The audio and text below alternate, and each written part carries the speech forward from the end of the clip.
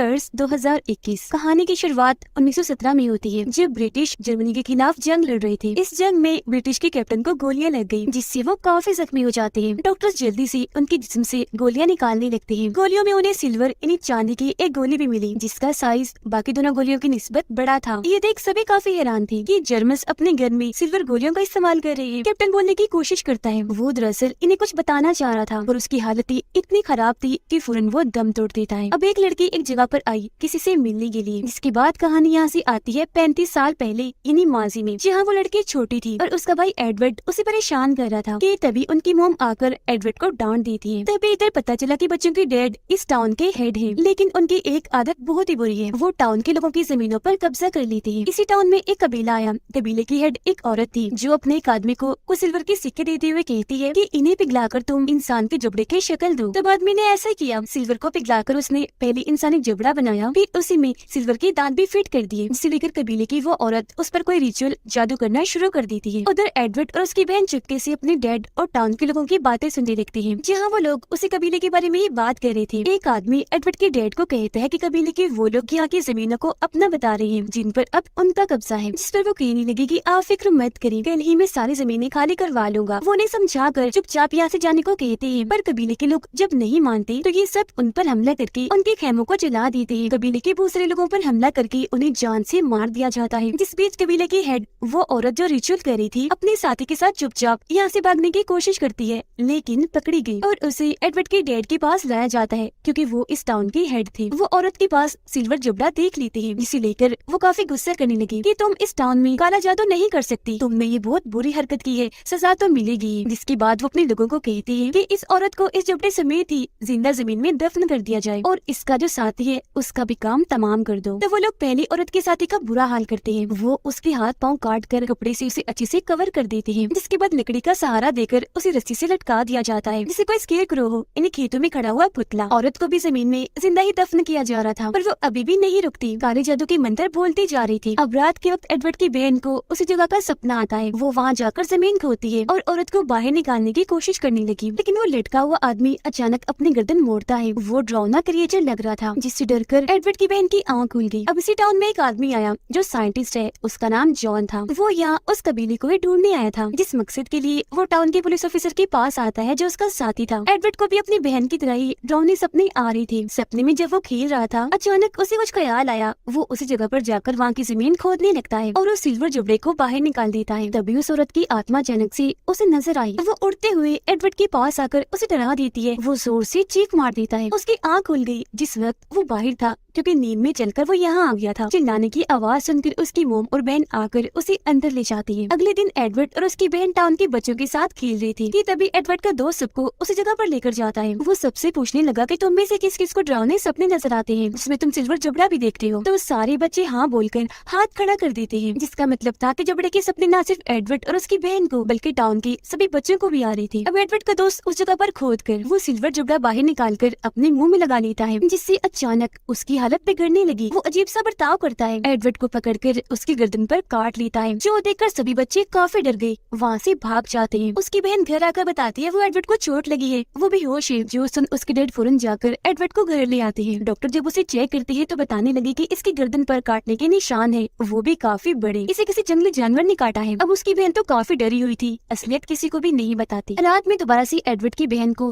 वही डरावना सपना नजर आया, लेकिन इस बार वो लटका हुआ आदमी जो बेहद डरावना लग रहा था उसे पकड़ लेता है। तब डर की वजह से उसकी आंख खुल गई। उसे एडवर्ड के चिल्लाने की आवाज आई। वो जब उसके कमरे में जाकर देखती है तो काफी डर गई, क्योंकि उसके जिस्म से अजीब तरह की टेंटिकल्स निकलकर उसके पूरे जिस्म को ढक रही थी। उसकी हालत भी बहुत खराब थी।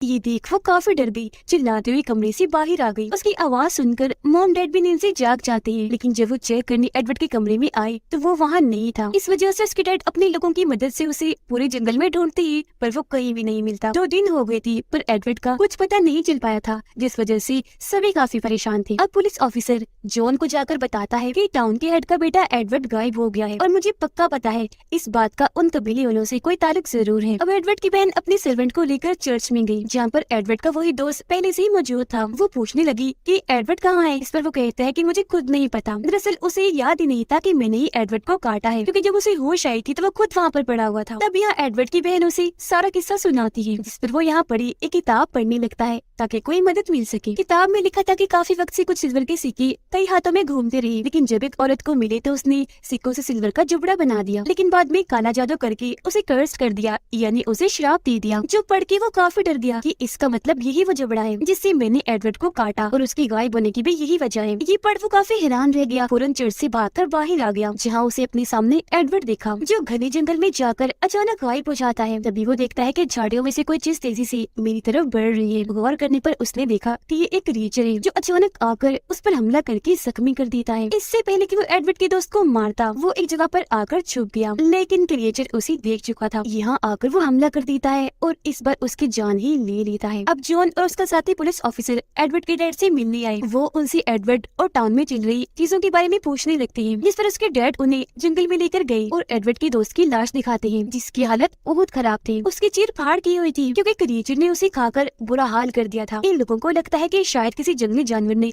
हमला करके इसका एहसान किया। अगले दिन ही जॉन अपनी छानबीन शुरू कर देता है, जिसके लिए वो एडवर्ड के डैड से पूछताछ करने लगा। तब उसके डैड उसे कबीले के लोगों की सारी सच्चाई बता देते हैं। जॉन एडवर्ड के कमरे और पूरे घर को चेक करता है, जहाँ उसे दरवाजे पर खून के निशान दिखे, जिन्हें वो अपने पास रख लेता है उस पर छानबीन करने के लिए। अब रात को जॉन को उनकी तरह ही अजीब अजीब डरावने सपने आने लगे। वो जैसे घास हटाकर देखता है तो औरत बाहर आकर उसे सिल्वर जुबड़ा देने की कोशिश करती है, लेकिन तभी यहाँ जॉन की वाइफ और बेटी आ गई। तभी उनके पीछे लटका हुआ आदमी आकर दोनों को पकड़ लेता है, जिससे जॉन इतना डर गया कि उसकी आँख खुल गई। वो जाग गया था, इसीलिए उस खून को टेस्ट करने लगता है, लेकिन काफी मेहनत के बाद भी रिजल्ट सामने नहीं आता, जिससे वो काफी कंफ्यूज हो गया था, क्योंकि ये खून इंसान का लग ही नहीं रहा था। तो इसे मजीद टेस्ट करने के लिए वो अपना खून सैंपल वाले खून के साथ मिला देता है, जिसमें हुआ ये कि सैंपल वाले खून के सेल्स ने जॉन के खून के सेल्स को खाना शुरू कर दिया था और उसे भी अपने अंदर शामिल कर लिया था, यानी कि वो इंसान के आम खून को भी अपने जैसा बना रहा था। और सच में ये कोई इंसान का खून नहीं था। अभी वो इस पर रिसर्च कर ही रहा था कि उसे बाहर से किसी की आहट महसूस हुई। जॉन जब झांक देखता है तो वहाँ डरावना सा क्रिएचर नजर आ रहा था। ठीक से देखने के लिए जैसे वो बाहर आया, क्रिएचर वहाँ से जा चुका था। सारे सूरत हाल को देखते हुए एडवर्ड के डैड एक मीटिंग रखते हैं, जिसमें वो सभी लोगों को बता रही थी कि टाउन में एक क्रिएचर घूम रहा है जो बेहद खतरनाक है। हमने छानबीन करके पता लगवाया है कि उसने ही एडवर्ड के दोस्त को मारा है और अब वो हमारे लिए भी खतरा है। उसकी बात को मजीद आगे बढ़ाते हुए जॉन बोला कि हाँ ये सच है, तो आप सब लोग अपने अपने घरों में रहिए और घरों को लॉक ही रखिए, क्योंकि वो क्रिएचर मैंने भी देखा है। अब टाउन के 3 लोग किसी काम से अपने खेतों में जा रहे थे, जहाँ तभी वो क्रिएचर आकर दोनों आदमियों पर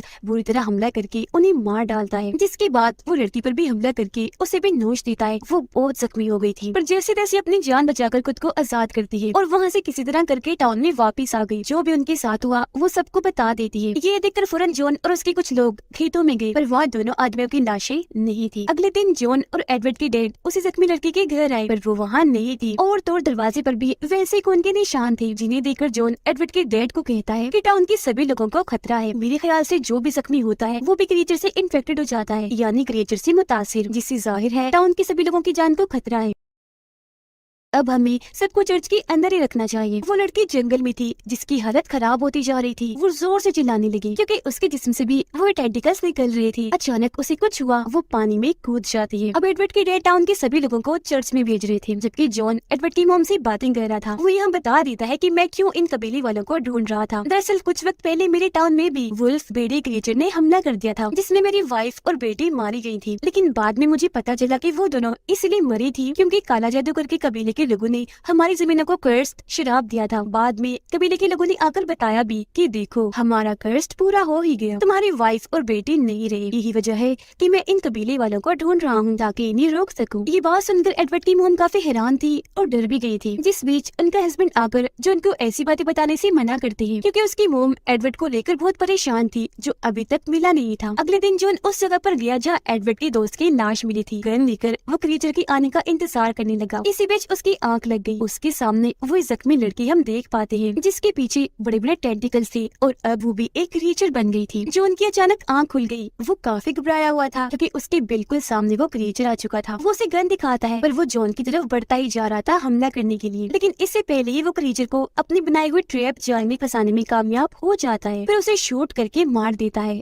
और लाश को एडवर्ड के डैड के पास ले आया। क्रिएचर का पेट फाड़ने पर अंदर से वो जख्मी लड़की निकलती है। इन्हें जो एडवर्ड के सामने आई थी, जो अपने घर से भाग गई थी, उसकी हालत बहुत ही खराब थी। वो जिंदा थी लेकिन और ज्यादा क्रिएचर में बदलती जा रही थी। यहाँ उसके डैड भी थे, जो पहले तो अपनी बेटी की ऐसी हालत देखकर बहुत दुखी हुए रोने लगते हैं, लेकिन दिल पर पत्थर रखकर गन से उसे शूट करके मार देते हैं, क्योंकि वो सबके लिए खतरा बन सकती थी। ये देख एडवर्ड के डैड काफी हैरान रह गए और डर भी गए। तब उन्हें चुप देखकर जॉन को उन पर शक हुआ। वो उनसे कहता है कि ये मुझे कबीले वालों का दिया हुआ कर्ज लग रहा है। मुझे सच बताओ कि तुमने कबीले वालों के साथ क्या किया। इस पर वो सारी बात सच सच बता देते हैं, जो सुनकर जॉन को काफी गुस्सा आया। वो कहने लगा कि तुम्हारी इस हरकत की वजह से सभी टाउन वालों को भुगतना पड़ रहा है, क्योंकि औरत ने पूरे ही टाउन को कर्ज कर दिया है। तुमने बिना उससे पूछे बगैर कोई बात किए औरत को जिंदा ही दफन कर दिया। मरते मरते वो जो बोल रही थी दरअसल वो कर्ज दे रही थी, जो तुम्हारे बेटे एडवर्ड से ही शुरू हुआ। तुम्हारा बेटा भी अब क्रिएचर बन गया होगा, या न जाने उसकी कैसी हालत होगी। उसने जिसे काटा वो इंसान क्रिएचर बन गया, जो जंगल में घूम रहा है। वो जिसको भी काटेगा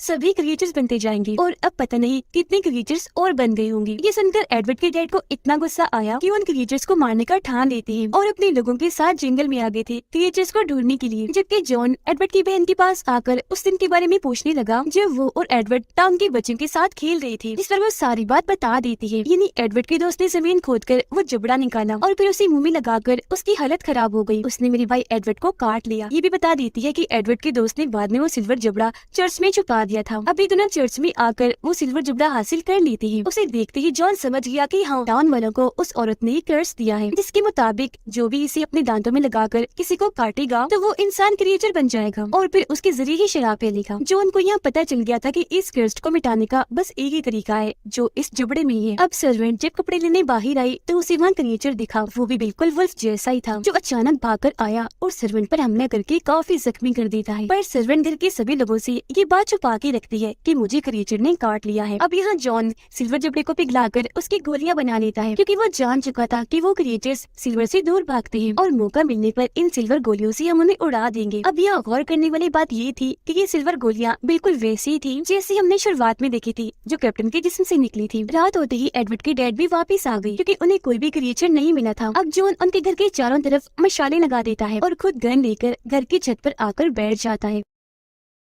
उसकी नजर वहाँ लटके हुए कपड़ों पर जाती है जिन पर खून लगा हुआ था। वो पूछने के लिए एडवर्ड के डैड के पास आया, लेकिन उनकी बहस हो गई। एडवर्ड के डैड को सर्वेंट के कमरे से अजीब सी आवाज आई। वो गन लेकर कमरे में चेक करने गए, पर वहाँ कोई नहीं था। लेकिन जैसे उन्होंने पीछे मुड़कर देखा, वो सर्वेंट जो पूरी तरह क्रिएचर बन गई थी उन पर हमला कर देती है। इसी बीच उनके हाथ से एक मोमबत्ती गिर गई, जिससे वहाँ आग लग जाती है। पर खुशकिस्मती से एडवर्ड के डैड के पास गन थी, जिससे वो क्रिएचर इन्हीं सर्वेंट को शूट करके मार देती है। गोली की आवाज सुनकर जॉन वहाँ आया, पर आग लगने की वजह से उसे ठीक से कुछ भी दिखाई नहीं दे रहा था। वो जब नीचे आया तो एडवर्ड की मोम उसे बताती है कि एडवर्ड की डैड अभी जंगल में गई है, अब उन्हें ढूंढ लाएं प्लीज। इस पर जॉन उन्हें कहता है कि तुम अपनी बेटी को लेकर जल्दी से चर्च में जाओ। खुद वो एडवर्ड के डैड को ढूंढने के लिए निकल जाता है। एक जगह पर आकर वो उसे मिल भी गई, जिन्होंने खुद पर पेट्रोल डालकर हाथ में मशाल पकड़ी हुई थी, क्योंकि वो खुद को जलाने जा रही थी। दरअसल जब वो सर्वेंट क्रिएचर से लड़ रहे थे तो काटने की वजह से वो भी इन्फेक्टेड हो गई थी। अब वो क्रिएचर ना बन जाए इसलिए खुद को मारना चाहते थे। हालांकि जॉन उन्हें ऐसा करने से मना भी करता है, पर वो बिना बात माने खुद को आग लगा लेते हैं। घर में एडवर्ड की मोम एक क्रिएचर को देख लेती है।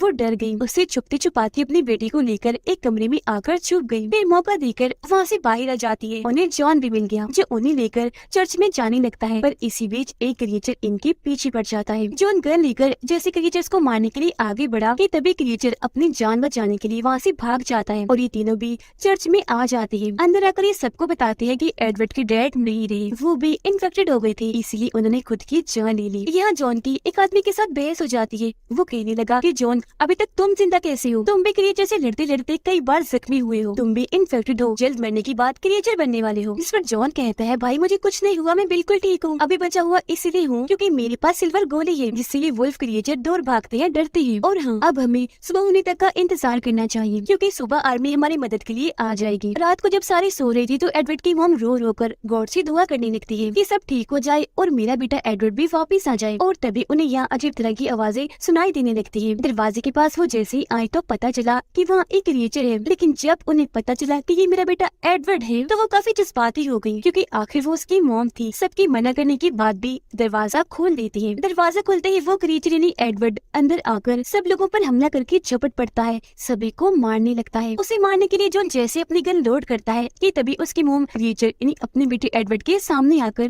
कर खड़ी हो जाती है उसकी जान बचाने के लिए और अपने बेटे को आवाज लगाने लगती है। हालांकि जॉन उन्हें ऐसा करने से मना भी कर रहा था, पर वो एक नहीं सुनती, वहीं खड़ी रहती है कि तभी क्रीचर एकदम आकर उन पर हमला करके काट लेता है, जो देख मजबूरन एडवर्ड को उन पर गोली चलानी ही पड़ती है। गोली उसकी मॉम को लगी, जो आर पार होकर क्रीचर यानी एडवर्ड को भी लग जाती है, जिससे वो मरा नहीं, वापस अपने इंसानी रूप में आ गया और उसकी मॉम उसे गले लगाकर मारी जाती है। लेकिन खैर एडवर्ड को कुछ नहीं होता, वो बिल्कुल ठीक था। यही हमें दिखाया गया कि शुरुआत वाला जो कैप्टन था जिसे सिल्वर गोली लगी थी, वो और कोई नहीं बल्कि एडवर्ड ही था, जिसने बड़ी होकर आर्मी ज्वाइन कर ली थी। एडवर्ड की ठीक होते ही कर्ज खत्म हो गया, इसलिए जॉन यहाँ से जाने लगा, पर जाते जाते एडवर्ड की बहन उसे बाकी बची 3 सिल्वर गोलियां भी दे देती है।